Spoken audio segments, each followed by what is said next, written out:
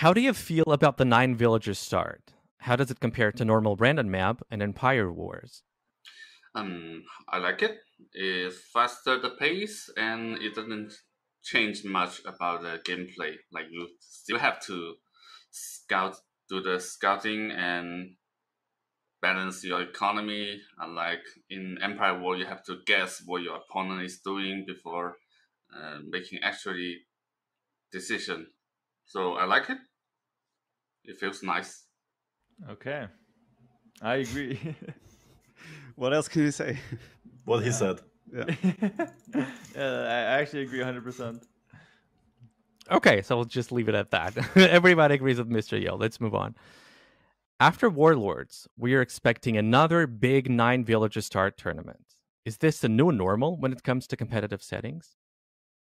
I think it's possible. It's very exciting that we already have another tournament coming up with similar settings because it kind of creates a little bit of momentum. I think it could be the new normal. I do see a few differences in the DreamHack settings with regards to like the vision around your town center and the starts. But I think overall, 9 bills seems to be where the game is going, which I'm personally okay with. Yeah, I agree. I mean, I wouldn't mind if Villager Star gets the norm. It speeds up the game pretty quick, and I don't see a point of playing Dark Age with 3 villagers and turtling for 10 minutes. I mean, Dark Age is different on every map, right? Some maps, Dark Age has way more impact than others, but in the end, I think whatever Microsoft decides will be the norm, right? I don't want a situation where we're playing every tournament on 9 villager start, but ladder is only 3 villager start for the rest of our lives.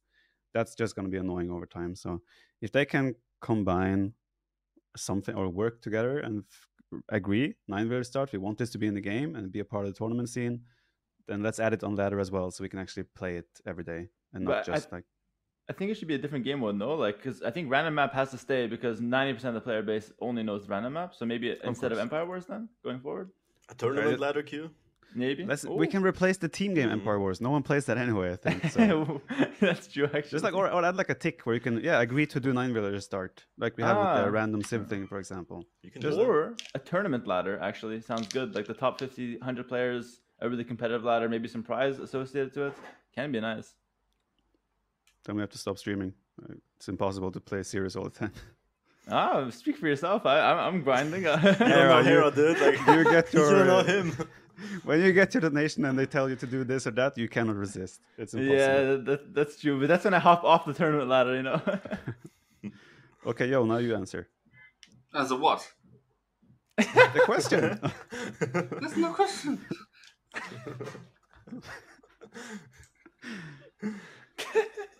You're the players most often considered tournament favorites. Does the added expectation put you under more pressure, or does it help you perform well in critical moments? I'm not really sure if it has too much of an impact. Obviously, the better you get, usually people put more expectation on you. But in the end, I personally cannot say that I feel too much outside pressure. It's more the pressure I put on myself to perform and deliver. What other people say or expect of me, I don't really feel like it has an impact on me. Is it why you don't stream when you play? No, streaming when you don't like when I'm playing and streaming, I have fun streaming when I have chat I can interact, right?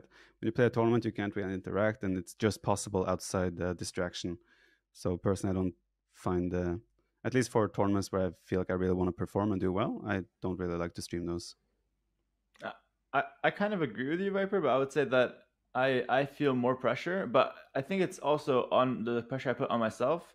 But I feel it more when I'm going against a person where on paper I'm the favorite. I'd much rather be the underdog personally, because then I feel like I go in and it's going to be a good match and I have nothing to lose. So, yeah, that's my opinion personally. I have no idea. Nice. Sometimes this way, sometimes that way. I felt pressure in the past when I was the favorite. I still do to some degree. I feel like that's natural, but like I still perform the same way, so I guess it doesn't affect me. And I guess it just depends on the day-to-day performance and the attitude and the mental you are. So I guess it does something to your brain, but just human, I suppose. I can feel the pressure when I'm streaming, but I like streaming when I'm playing tournament, so I have some issue. But I like it. I like the pressure. I think it helps. But in LAN setting, like offline tournament, I don't really perform perfectly in my standard. Do you think you're playing worse on LANs because you're not streaming? Yeah. Last time I played on Rebel, it was terrible. But why do you think that is? Like, is it, what? or do you get nervous during LANs, or is it? Yeah, because all the camera and the room is too bright. Right. You like to play in the dark. Yes. Nice. 5 a.m. is his time. If the four of you play a 4v4 together, who's playing in which position and who's going to decide the strategy? In this team, with these 4 players? The 4v4. I will play flank, that's for sure. I know Viper is a boomer, so I don't want him on flank. Thank you. Hera is a boomer as well. Yo, I can trust. He can dog, you know. He would be a cool flank. So I guess Viper and Hera pocket. Who decides the strategy? Honestly, I think everyone would go for their own strat, and then something would happen. That's how I was thinking it would Dream go. team. Yeah, pretty much. I disagree. I put Yo in pocket. 100%. And who would be a second flank? I put Viper and let him tower us. Viper, pretend you're licks. Yo pocket, we win every game. And then me and Liereyy playing on one side. Dude, why don't we put Yo as Lix? He has the most experience with Lix. He knows That's how what to I mean. play. He's always the pocket. No. He's always the pocket. I'm a good pocket player. Exactly. We're all good pocket players, Yo. Not Liereyy. Hold on. Okay. I don't like horses. Yeah, we give Liereyy a crossbow sieve, and then I can play crossbows from pocket though, no problem. Think not. No, I would put me and Hera in pocket, Yo and Liereyy flank. Yo can do his thing. Liereyy plays crossbow, and I think me and Yo would come up with a hybrid of strategies. Maybe Hera, I would let Hera in there a little bit as well, but Liereyy, no, he just plays crossbow. Hera scouts, me crossbows. Yeah, I like the sound of that. I think me and Liereyy would have to carry every game though, to be honest. Yeah. I don't trust the wacky strats. The masterpiece on the other side. Would be fun though. For me, it has to be Liereyy and Hera, Frank, and me and Viper as boomer, as they said. Because in life and in game. I mean, the fastest, they will get advantage in flank, I think. Doing crossbow, dancing, microing. I'm fine with that. That's fair. Yeah. Yo, would you ask Lix for strategies for us? Yeah, I always do. Like, would he be our coach? Oh, maybe. We make Lix and Doubt can be our coaches. Oh I my God. like that. Doubt. Yes. Maybe. Which one of you is the best football player? Definitely not me. And maybe it's Viper because he was professional somehow, but he didn't really perform well in our little show match. Wow, coming from the right guy. I like Hera, to be honest. Me? Him? In my standard, he did the best. The guy ran 5 meters, then was about to collapse. Yeah, despite the gas tank, I scored like 5 goals. Respect, Yo. Fair. I'd say Viper. I think he has the best overall kit for sure. I agree that I'm the best player, but I'm not in the best shape. But that's why you told Debbie, right? Yeah. Yo, you played like 1 minute, you got tackled once, and you left. Someone stepped on my feet. You know? Someone stepped on my feet. He broke my his ankles. For real. You showed up in like these big ass sneaker, I don't know, Air Nike shoes or whatever they're called. He brought basketball shoes to the... Yeah, exactly. He came off in Gucci shoes. Bro, there was one shot that Liereyy took though. I think he hit NASA. Like he hit the spacecraft, bro. It was literally the best shot I've ever seen. It was a full net field, but it almost went out. There was the best goalkeeper though. That's because he was the only one standing there. No one else was dumb enough to go there. Yeah. I came in, they asked me if I wanted to play, and I was just like, yeah, like, and they said they need a goalkeeper. So First thing I did was let in like the most easiest slow goal. goal. The ball came at me like 3 kilometers per hour between my legs as well. Wasn't my greatest action. What are the most annoying units in the game to play against? Mr. Yo's monks. What? Yeah, well, don't what me, you know. He was prepared for that one. Conquista. I think for me. Yeah. Conquistadors from Chinese players, especially. What's annoying unit to play against? I hate the OP unit. Like chakram throwers are, I hate that unit. Or Pole's crop rotation. I hate poles. Yeah, Everyone Paul's. hates Pauls. I swear I hate poles, man. Like, I don't know the Civ, and it just annoys me. If unique units were made to represent each of you, what would be their unique abilities? Oh, Wait, what? and I'm supposed to answer. Like now, the others get time to think. This is like a you have to think question. What would be the unique abilities? It would be way easier if we had like Lix or Huang here. Lierey's ability would be some evasion technique, where you're dodging a projectile. Yo and here, Yo would have like a instantly built forward castle on your town center, like a unique unit that can build an instant castle. Hera would spawn, like, be able to like spawn 3 TCs and 30 villagers instantly.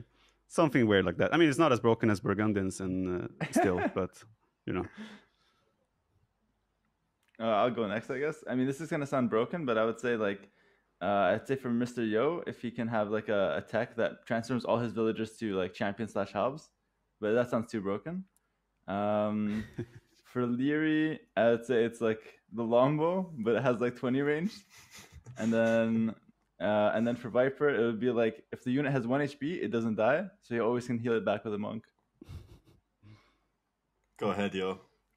I think it's the same for Liereyy and Hera. Like they can have a unit that never dies to anything. And for Viper, he's like he can place a C4 in your pocket, inside your pocket when he's fighting with you, and without you knowing it. Place a what? Place a C4, like a Oh, bomb. C4. Ah, okay. C4. Let me think. Hera would have to be something with booming that is like inevitable to kill. I swear. Bro, I'm gonna 1TC all of you guys in the turn. I don't believe you. Like, there's no way. I'm gonna add 4 TCs just to see what you do if you add your 3 TCs. I swear. Will be some tech like, I don't know, kill 30 villagers and then spawn another 50 or something. I don't know, something like that. For Yo, it would be something like, I don't know, he just dogs you, like literally pushes you from all sides. It comes from every side. Make some towers there, some castles here, a ram there, some monks here. And for Viper would be some quick wall maniac shit, like he just walls you in the whole base in a circle or something. You're just trapped, something like that. Sounds fun. Style-wise, who's the most uncomfortable opponent to face in a high-level event? Style-wise.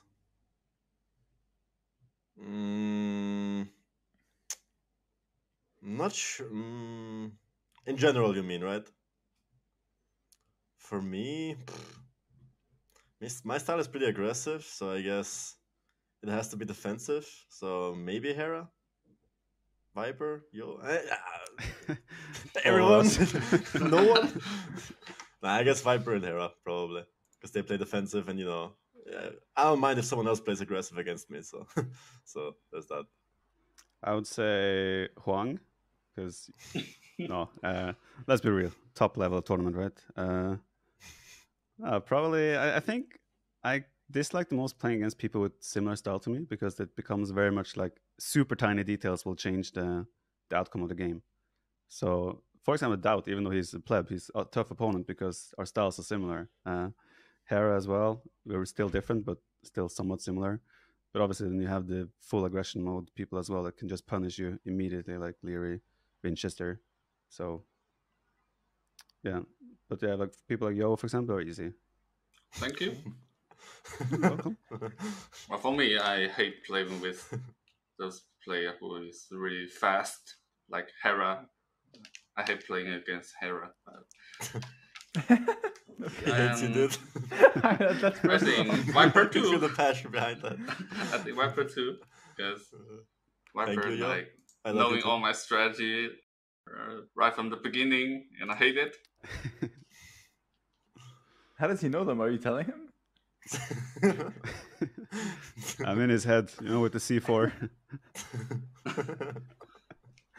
I guess for me, I think it depends on the maps. Like if it's like a messy kind of maps, or like when it gets like a lot of towers and like very open, I think Yo is really really tough. So I'd say he's the hardest. And if it's like a closed map, I think Viper's the hardest. And I think if it's open map, Lierey's the hardest. So Wow, yeah, that's a safe answer. That's such a school answer. Giving a little actually. bit It's to like everyone. ABC, like. Yeah, Nah, it's true, man. you guys are all difficult.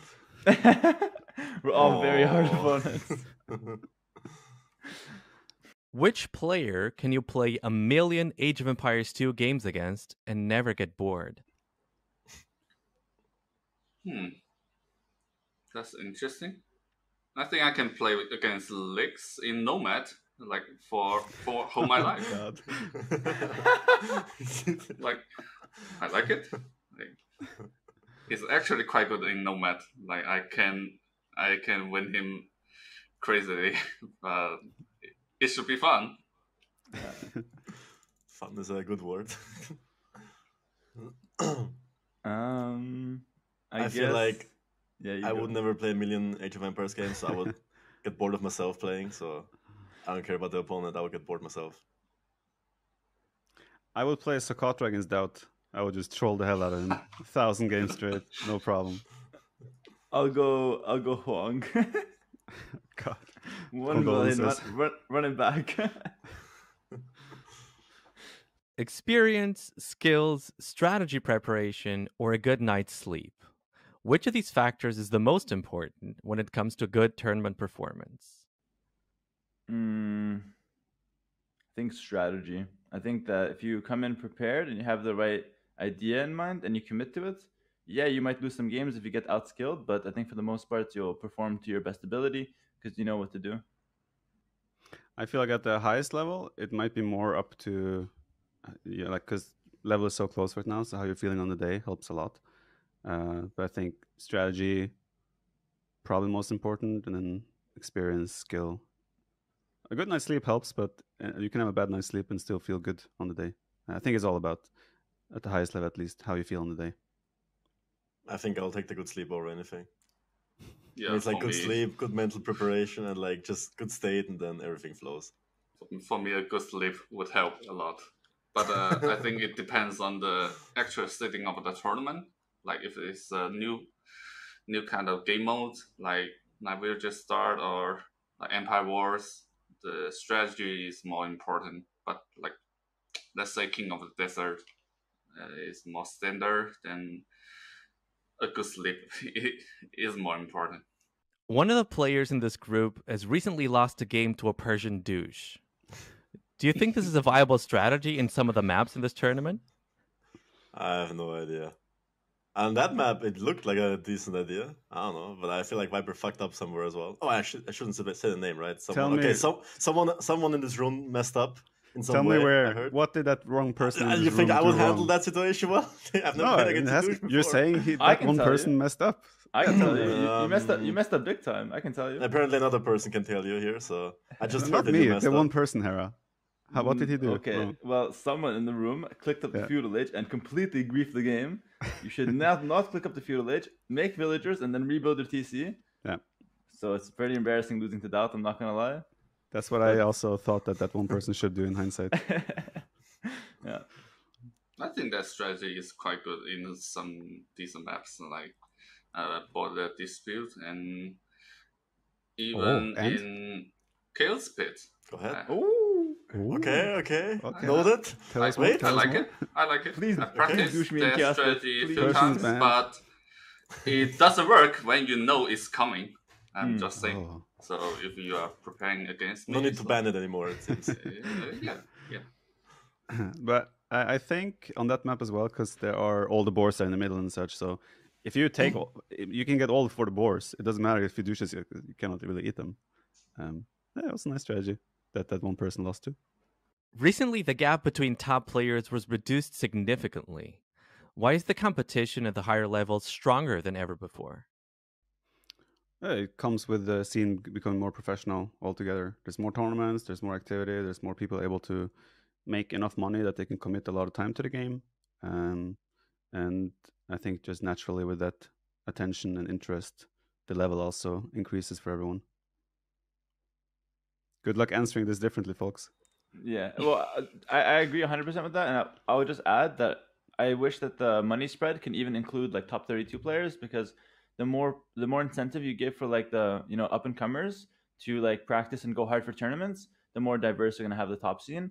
And I think the more diverse it is, the better it is for the community and also for the players. Like it pushes one another, and everyone gets better basically. Yeah, I mean, it was kind of nice that back in the days, a few years ago, I could just micro archers. That was enough. Sadly, nowadays it's not anymore. Kind of miss those times to some degree, but it's still nice that up and coming players get better daily. Watch streams, nerd it out as well. Like watch the smallest details, and then they just I don't know trick you in some way as well. Like kind of nice to see. I think beside tournaments and more prize pool, the way of improving is much better now. Like you can watch stream and you can easily download the record from a pro player. Like back in the Wobbly day, we have to like actually get into the game room to get the recording game. So it was harder to Now you can't even improve. watch the drafts anymore. You can't even hide the drafts for tournaments. Like you can just watch Viper drafting, practicing in Stout, for example. Right. Literally live. Just gotta catch their name. These kids have it so easy these days. Yeah. Back in our time, I'll tell you. I feel you. Can you think of a map or a category of maps that could be added to a potential second edition of Warlords? Can I remove Black Forest?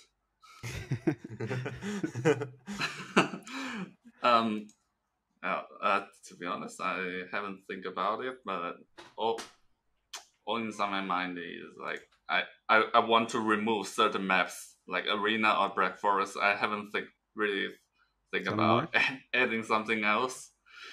Arena, but Forest. if you have to Arena, add something, Forest. let me think. I think Fortress into close map should be a good choice. I like Fortress. And you wonder how Viper knows every strategy you have. I think maps like we have a lot of good maps now. Like you can take from the Empire War pool as well. I think a lot of those maps would work well in RM. Kawasan, for example. I mean, we've already seen it in RM, but that would be a good hybrid map, for example. I even think maybe Bull is too wild. But yeah, there's so many good maps out there from previous editions as well that you could mix and mesh. Finding good maps should not be a problem. Yeah, I would just say that if we can have a bit more like hybrid maps and open land maps would be better. Like I think the semi-open maps are kind of fake. Like I don't think Oasis is really a semi-open map. I think it plays out more like a closed map. So I think just maybe getting the semi-open to being actually semi-open would be a good step in the right direction. And maybe just more hybrid maps. I think those are the most skillful maps in the game. What are the semi-open maps? Is Oasis, Gold Rush, I think and Coastal? Yucatan. Yeah, two of those are that's- probably quite closed maps. Yeah, I mean, everything has been said already, but maybe there would be something cool that you could add, like a map pool, like, I don't know, maps everyone loves, like Arabia or something, or maps everyone hates, like BF or something. Those two categories, would kind of be fun as well. Who do you think is going to win Warlords? I think based on the maps and just how the settings are, I think the favorite is Viper, and I said that from the start. I think that he kind of dominated the scene when there was a lot of classic maps, and I think we're back to that. So I would have to say Viper if I had to pick with just one. But I also think that all 4 players here have a good shot to win. what he said. I think it's very open. I don't think there's a clear favorite. It's impossible to say one. I think, yeah, all four of us that are here are very strong candidates. But obviously there are other players here as well. And also me and Yo face now, for example. So one of us will be gone very soon. Sorry, Yo. Okay. But yeah, it could be anyone here, I think. Well, there is high chance that certain player that lost to a douche might have a smaller chance, I guess. Probably. That was a good one. What was the one thing that helped you the most to progress from a very good and gifted player to a constant tournament contender? I think passion. It's a very simple answer. Passion and passion and competitive spirit. It's a very simple answer. Yeah, if I can follow that up, I think I agree 100%. And I would even say I don't think I'm gifted at all. Like AoE was my first computer game, so I just grinded from the bottom basically. I don't think I came in at a good level. I was 1400 on Woobly, so it's kind of low. I'm You wanna go, Yo? Go ahead. Yeah, I'm a realistic. I'll just say prize pool. The prize pool is amazing. I like playing games even more than before. But back then we didn't have much prize pool, Yo. So like, yeah, back then I was young, so I have nothing to do. I want to play games. okay. But now I want to earn money, so yeah, but now it's different. But back when you started becoming a top player, right? The prize pools weren't that big. Mm-hmm. So what was your motivation then? I wanted to play a game. I was a young man. A young man in a dream. You want to play. You don't have a dream of being an esports star or something. You want to play a game. Respect, yeah. I do agree to some extent. I don't think it was passion for me. I think passion is what kept me playing till I realized I was a good player. And what kept me was like, I don't know, I guess everyone telling me go play, it makes sense. And then I realized myself it makes sense because I also enjoy the game. So those two factors. And it still makes sense. So, always gonna make sense. I like that people have to tell you that it makes sense. He's not playing, someone's like, go play. He's like, oh, okay. Yeah, okay, makes sense. By the way, does the eagle have two heads? No, it doesn't actually. Only one. No way. It doesn't have two heads. That's crazy. I told them, like, just put the Austrian Liereyy, they put two heads, look cool. So I was like, this is our weapon, it would be nice. But no, only one head. Sadly, actually. Makes sense, right? It makes sense in some degree, yeah. They told me and I agreed.